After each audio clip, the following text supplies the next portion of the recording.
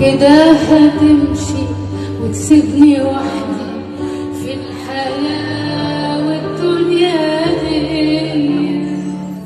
بعد مرور سنوات واختلافات التهمات المتبادلة، شيرين عبد الوهاب تعتذر لأخوها محمد عبد الوهاب أمام الجميع من خلال رسالة اعتذرت فيها ما بدر منها عن الاختلافات الماضية. كتبت شيرين في رسالتها وقالت: في ناس كتير مش عارفين سبب الزعل ما بيني وما بين أخويا، علشان في يوم خيرني ما بينه وما بين جوزي اللي أنا كنت متجوزاه، وإن ربنا أمر الزوجة بالطاعة، فأنا قررت إن أنا أرضي ربنا وأسمع كلام جوزي.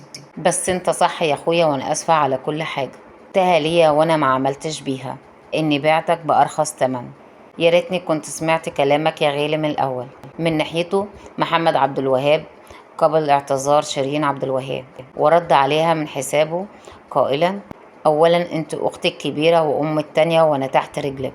مفيش ام واخت كبيرة تتأسف لابنها، انا تحت رجلك وانت تاج راسي. انا بعدت بس عشان اصون كرامتي وعشان المشاكل اللي بقى بيحصل ما بينه وما بيني.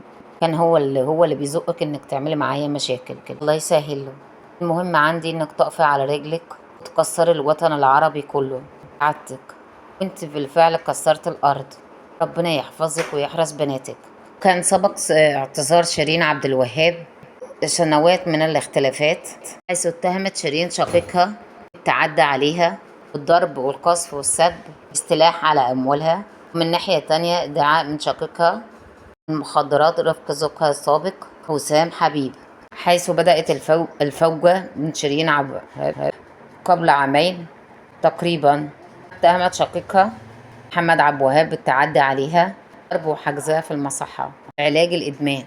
وجهت ليه وقتها اتهام صريح: السب والقذف والضرب والسحل. انتهت الاختلافات باعتذار شيرين، واعتذرت لاخوها محمد عبد الوهاب قبول محمد شقيقها اعتذارها